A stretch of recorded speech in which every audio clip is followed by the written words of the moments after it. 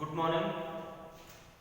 BA first year political science में paper first और unit second में कल अपन पढ़े थे राज्य और राज्य की उत्पत्ति के सिद्धांत, यानी कि राज्य का जो है तो निर्माण कैसे हुआ, राज्य कहाँ से आया, राज्य की उत्पत्ति कैसे हुई, इस विषय में अपन कल थोड़ा सा पढ़े थे। तो राज्य की उत्पत्ति के 3 सिद्धांत बताए गए, ठीक है। दैवीय सिद्धांत, ठीक है ना, राज्य की उत्पत्ति का दैवीय सिद्धांत, शक्ति का सिद्धांत और सामाजिक समझौता सिद्धांत। इन 3 सिद्धांतों के अंतर्गत अपन पहला सिद्धांत कल पढ़े थे, दैवीय उत्पत्ति, राज्य के उत्पत्ति का दैवीय सिद्धांत, यानी कि राज्य की उत्पत्ति कैसे हुई। तो राज्य की उत्पत्ति दैवीय, यानी कि देवी देवताओं की कृपा से ऐसा जो है तो यहाँ पर उल्लेख मिलता है, उनकी कृपा से राज्य की उत्पत्ति हुई। आज अपन पढ़ेंगे शक्ति का सिद्धांत, यानी कि राज्य की उत्पत्ति शक्ति यानी कि ताकत के माध्यम से, युद्ध के माध्यम से या कुछ ऐसे तकनीक के माध्यम से जिसमें एक पावर लगा करके, शक्ति लगा करके राज्य का निर्माण किया गया। इसमें अपन देखेंगे कि कैसे। तो दूसरा है, पहला कल अपन पढ़ लिए थे, ठीक है ना। दूसरा आज है कि राज्य की उत्पत्ति, राज्य की उत्पत्ति का शक्ति सिद्धांत, शक्ति सिद्धांत, ठीक है ना, शक्ति सिद्धांत, ठीक है। तो शक्ति सिद्धांत की क्या अवधारणा है, इसके विषय में अपन देख लेते हैं। तो शक्ति सिद्धांत का जो मतलब है, इसका जो मूल अर्थ है वह समझ लेते हैं कि शक्ति के सिद्धांत के अनुसार राज्य दैवीय नहीं है, यानी कि जो पिछला सिद्धांत अपन पढ़े हैं इस सिद्धांत के अनुसार वह नहीं होना चाहिए, ठीक है ना, बल्कि उच्चतर शारीरिक शक्ति का परिणाम है। राज्य का उदय बलवानों द्वारा कमजोरों को अपने अधीन कर लेने से हुआ है। इस सिद्धांत के समर्थकों का विश्वास है कि न केवल शक्ति द्वारा राज्य की उत्पत्ति हुई, वरन वह शक्ति आधार पर ही जीवित भी है। देखिए, अब इसमें अपने को मूल बात क्या समझ में आ रही है कि राज्य का उत्पत्ति शक्ति द्वारा, यानी कि अपनी ताकत के द्वारा अपने अधीनस्थों को, अपने से कमजोरों पर एक विजय प्राप्त करके और धीरे धीरे राज्य का उदय हुआ, राज्य बनाया गया। और बनाया ही नहीं गया बल्कि राज्य का संचालन और राज्य की जो वर्तमान अवस्था है वह लगभग शक्ति के सिद्धांत पर ही निर्भर है। ऐसा यहाँ पे इस सिद्धांत की मान्यता है। किस सिद्धांत की मान्यता? शक्ति के सिद्धांत की मान्यता, ठीक है। तो यहाँ पर लिकॉक, प्रोफेसर लिकॉक कहते हैं, लिकॉक का क्या कथन है वो देख लेते हैं। तो लिकॉक ने कहा है कि ऐतिहासिक रूप में शक्ति सिद्धांत का अर्थ यह है, शक्ति सिद्धांत का अर्थ यह है कि शासन मानवीय अशांति का परिणाम है, ठीक है ना। राज्य का उद्गम मनुष्य द्वारा मनुष्य को बंदी और दास बनाए जाने, निर्बल कबीलों की हार व गुलामी और साधारणतः उच्चतर पशुबल द्वारा अपना प्रभुत्व स्थापित करने से कबीले से राज्य और राज्य से साम्राज्य का विकास की इसी प्रक्रिया का परिणाम है। बहुत बेहतर बात लिकॉक ने बताई है। इसको अपन ब्रीफली यानी कि थोड़ा सा विश्लेषण करके समझ लेते हैं तो अपने को 2 बातें समझ में आती हैं। पहली बात यह समझ में आती है कि राज्य निर्बलों, और जो प्राचीन काल में हम आप पढ़े हैं या सुने हैं कबीले, ठीक है ना, जो पावरफुल लोग थे, जो शक्तिशाली लोग थे, वह कबीलों पर आक्रमण करके उनको परास्त करके उन पर विजय प्राप्त किया। तो राज्य का निर्माण कैसे हुआ? कबीलों को हरा करके एक राज्य बना और राज्य धीरे धीरे किसका रूप धारण कर लिया? साम्राज्य का रूप धारण कर लिया, ठीक है ना। तो इसमें मुख्य बात क्या आती है कि इसमें एक ताकत द्वारा अधीनों को गुलाम बनाया गया और उन पर विजय प्राप्त की गई और उनसे हर तरह के नियमों और कानूनों का पालन कराया जाने लगा, जिससे धीरे धीरे कानून व्यवस्था का निर्माण हुआ और आज जो विकसित राज्य जो देखने को मिलता है तो उसी प्रक्रिया का एक आज परिणाम है, ठीक है। फिर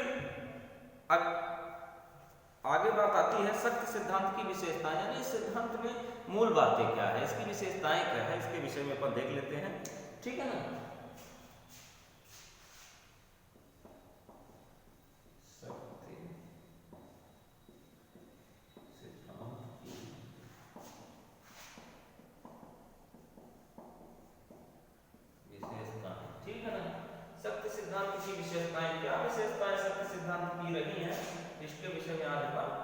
पढ़ लेते हैं। तो पहली विशेषता इसकी क्या रही है कि शक्ति सिद्धांत के अनुसार प्रकृति और समाज का मूल आधार शक्ति है और शक्ति ही न्याय है। यानी कि इसकी पहली विशेषता क्या बताई गई है कि प्रकृति और समाज का जो मूल न्याय है वह ताकत है। यहाँ पर यह बताया गया कि यानी कि शक्तिशाली व्यक्ति ही जो है तो सब राज करेगा, उपभोग करेगा एवं वो राज्य को संरक्षण एवं उसका संचालन कर पाएगा शक्ति द्वारा। ठीक है। दूसरी विशेषता इसकी बताई गई है शक्ति सिद्धांत की कि राज्य की उत्पत्ति शक्ति द्वारा ही हुई है। सफल युद्ध ने राज्य और राजा की स्थापना की है। क्या बात बताई गई है कि राज्य की उत्पत्ति शक्ति द्वारा ही हुई है और सफल युद्ध यानी कि युद्ध हुआ, यह बात कंफर्म है कि युद्ध के माध्यम से, लड़ाई के माध्यम से, युद्ध के माध्यम से सफलता प्राप्त की गई जो आज जिससे राज्य की स्थापना हुई। ठीक है। तीसरा है राज्य की उत्पत्ति शक्ति द्वारा हुई है, वरन राज्य का विकास भी शक्ति द्वारा हुआ है और राज्य शक्ति के कारण जीवित है। यानी कि राज्य की उत्पत्ति एवं राज्य की खोज, राज्य की अवस्था जो भी है, और राज्य आज यदि जीवित है तो उसका एकमात्र कारण शक्ति। ठीक है। तो यह हो गया इसकी विशेषताएं। ठीक है ना। मुख्य रूप से इसमें अपने को निष्कर्ष क्या मिल रहा है? निष्कर्ष यही मिल रहा है कि राज्य एक ताकत के द्वारा बनाई गई, ना कि दैवीय, ना कि कोई अन्य। ठीक है। इस सिद्धांत की यही मान्यता है। फिर अगला है शक्ति सिद्धांत का समर्थन, यानी कि ऐसे कौन से तर्क हैं, ऐसे कौन से तर्क हैं शक्ति सिद्धांत का समर्थन। ठीक है। शक्ति सिद्धांत का समर्थन यानी कि शक्ति सिद्धांत की आलोचना भी मिलेगी आपको, समर्थन भी मिलेगा। तो यहाँ पे अपने को समर्थन देखना है कि शक्ति सिद्धांत के विषय में क्या तर्क रखे गए हैं कि आखिर शक्ति सिद्धांत सत्य है। क्योंकि कोई भी बात रखी जाती है तो उसके पीछे तर्क देना बहुत आवश्यक है। कुतर्क वाली बात जहाँ होती है तो लगभग उसका परिणाम मिथ्या हो जाता है, गलत हो जाता है। ठीक है। तो क्या तर्क दिया गया है? तो राज्य विहीन अवस्था, पहला तर्क क्या दिया गया? राज्य विहीन अवस्था। राज्य विहीन अवस्था से क्या तात्पर्य है यह देख लेते हैं अपन। तो इस अवस्था में राज्य नहीं था, कोई कानून नहीं थे, मनुष्य अपने इच्छा अनुसार कार्य करने के लिए स्वतंत्र थे। यानी कि जब राज्य नहीं था तब भी मनुष्य था, तब भी सभ्यता थी। हाँ, विकसित ना रही होगी, चीजें ज्यादा क्लियर ना रही होगी, लेकिन जीवन था। ठीक है ना। लोग थे और धीरे धीरे धीरे सुधार होता गया, व्यवस्थाएं बदलती गई, राज्य का स्वरूप बदलता गया, सारी चीजें खुल करके आज हमारे और आपके सामने हैं। ठीक है ना। तो यहाँ पर यही बात बताई गई है कि पहले कोई कानून नहीं था, कोई व्यवस्था नहीं थी और मनुष्य अपनी इच्छा अनुसार कार्य करने के लिए स्वतंत्र थे। अब इसमें क्या बात अपने को समझ में आ रही है कि भाई जब कोई न्याय व्यवस्था, कोई प्रशासक नहीं रहा, कहीं पर भी देख लीजिए कि अगर प्रशासक नहीं है तो वहां लोग अपनी इच्छा अनुसार कार्य करने के लिए स्वतंत्र रहेंगे, कोई दबाव नहीं होगा, जिसकी जो इच्छा पड़ेगी वो अपने हिसाब से कार्य करता रहेगा। ठीक है। दूसरा है कृषि अवस्था। इस पर दूसरा तर्क क्या दिया गया? कृषि अवस्था।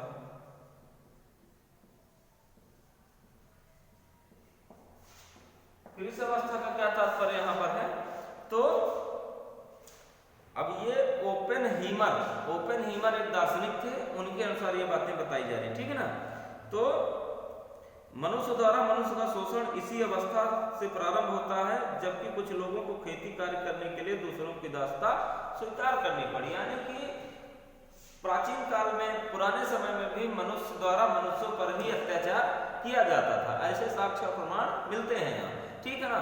लेकिन जो मजबूत लोग थे, जो उच्च वर्ग थे, जो प्रशासनिक व्यवस्था में लगे हुए लोग थे, तो वो अपने से निम्न और छोटे लोगों को क्या करते थे? अत्याचार करते थे एवं उनको मजबूरन दासता यानी कि गुलामी स्वीकार करनी पड़ती थी। ठीक है। अगला है विजित और विजेताओं में संधि। विजित और विजेताओं में संधि।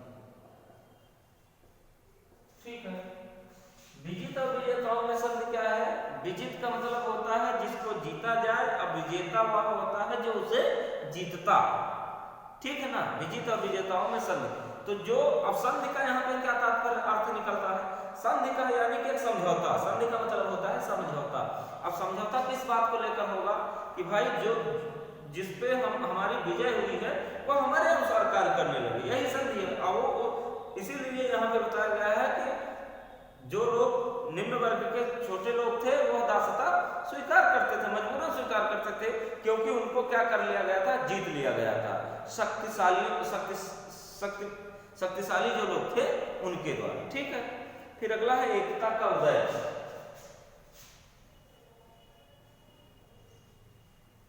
एकता का उदय। एकता का उदय। एकता का उदय से तात्पर्य है कि साथ साथ रहने लगे और इस प्रकार एकता का उदय होता है, यानी कि दोनों वर्ग जिसपे विजय प्राप्त की गई और जिसने विजय प्राप्त की, दोनों एक साथ रहने लगे, जिससे एक कॉम्बिनेशन बना।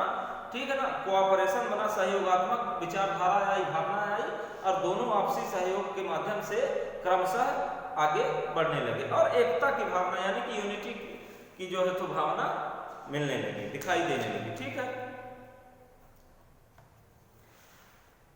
फिर क्या बात बनी इसमें? व्यवस्था एवं न्याय, पांचवा है। ठीक है ना, यहाँ पे लिख देता हूं, पांचवा है व्यवस्था एवं न्याय। व्यवस्था एवं न्याय क्या चीज होती है? तो व्यवस्था एवं न्याय मुख्य रूप से इस बात पर निर्भर करता है कि विजेताओं ने न्याय सुरक्षा के लिए कुछ व्यक्तियों को नियुक्त कर दिया गया, इस प्रकार शासन का उदय हुआ। यानी कि विजेताओं ने कुछ लोगों को क्या कर दिया गया? न्याय व्यवस्था के लिए नियुक्त कर दिया गया, प्रशासनिक सेवा के लिए, और जिससे धीरे धीरे कानून व्यवस्था का प्रारंभ होता है, उदय होता है। ठीक है, फिर है शासन की स्थापना, छठवां नंबर।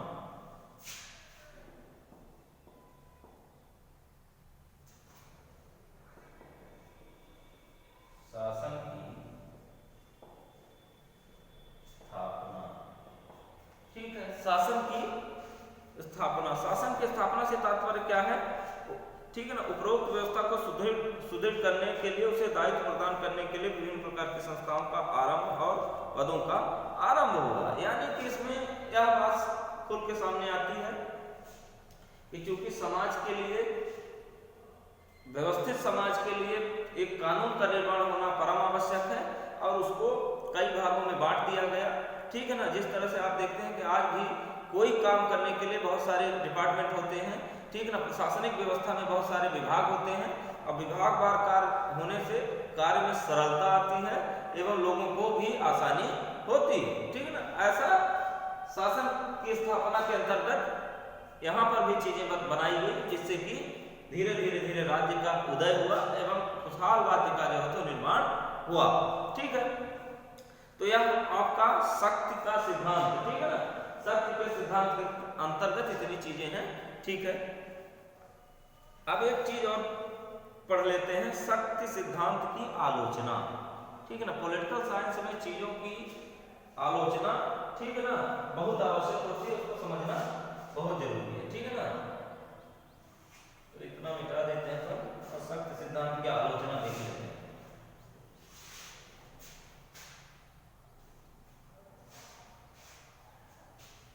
ठीक है, शक्ति सिद्धांत की आलोचना। शक्ति सिद्धांत की आलोचना। ठीक है,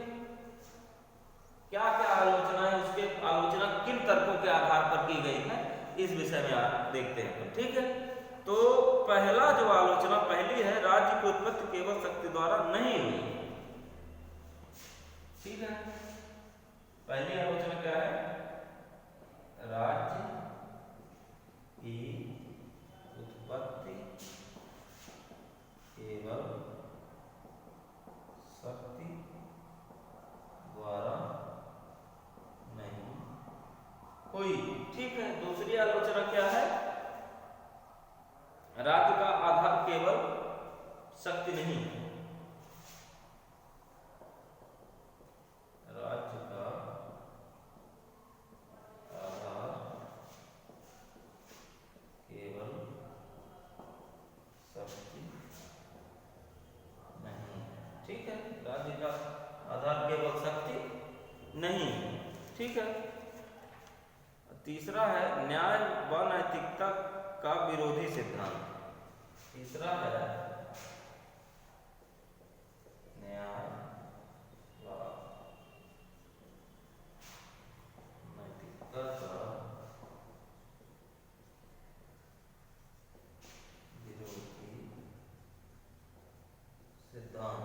ठीक है, न्याय व नैतिकता का विरोधी सिद्धांत। ठीक है, प्रजातांत्रिक मूल्यों का विरोधी, प्रजातांत्रिक मूल्यों का विरोधी। चौथा है, यहीं को लिख देता हूं, प्रजातांत्रिक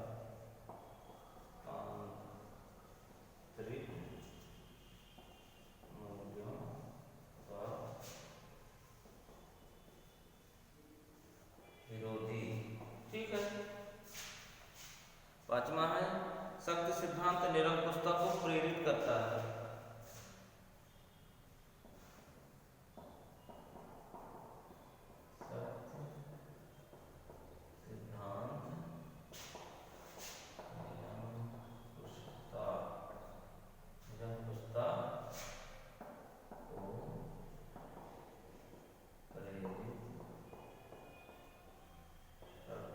ठीक है, और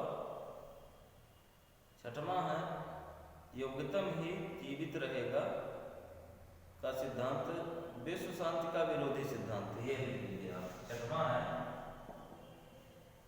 विश्व शांति का विरोधी सिद्धांत। ठीक है,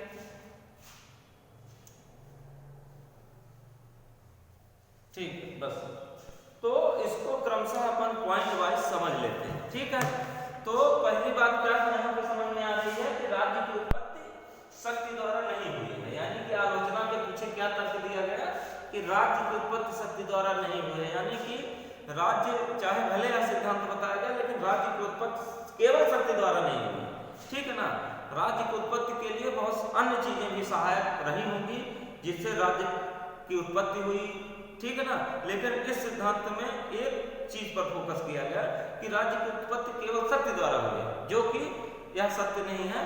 इसकी आलोचना के पक्ष में पहला तर्क है। दूसरा है राज्य का आधार केवल शक्ति नहीं है। राज्य का आधार केवल शक्ति नहीं हो ही नहीं सकता। राज्य का आधार केवल शक्ति नहीं हो सकता क्योंकि न्याय व्यवस्था, कानून व्यवस्था और शांति भी आवश्यक है। केवल शक्ति ही शक्ति से काम नहीं बनता है। इसी आधार पर एक तर्क दिया गया कि न्याय राज्य का आधार केवल शक्ति नहीं।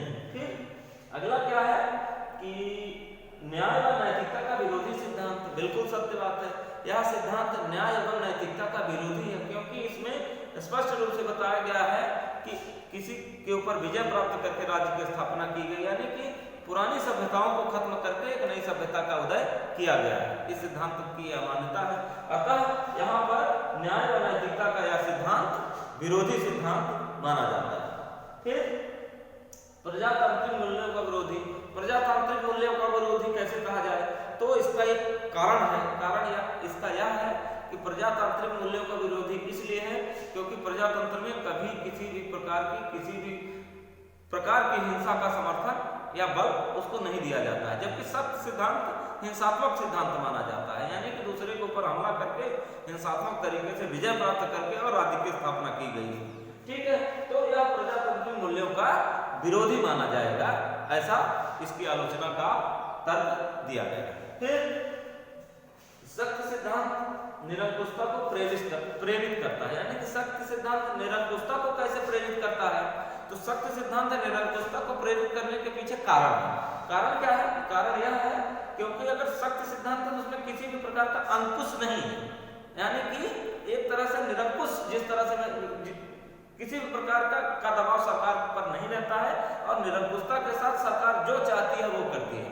ठीक है, अतः यहाँ पर क्या प्राप्त होता है, कैसे इसका कारण क्या है? क्योंकि सरकार निरंकुश हो जाती है सख्त सिद्धांत में, जो कि प्रजातांत्रिक नहीं है, जो कि न्यायिक नहीं है, न्याय व्यवस्था से हटकर बात है। ठीक है, फिर अगला है विश्व शांति का विरोधी सिद्धांत। विश्व शांति का विरोधी सिद्धांत, क्योंकि शक्ति एक आक्रामक बात होती है, शांति प्रिय चीज नहीं है सब। ठीक है ना, तो इसमें सख्त सिद्धांत जो है तो शक्ति का सिद्धांत विश्व शांति के लिए सही नहीं है, ऐसा यहाँ पे बताया गया। तो शक्ति का सिद्धांत आप लोग अच्छे से पढ़ लीजिए, समझ लीजिए, सारे पॉइंट्स क्लियर कट हमने बता दिए हैं।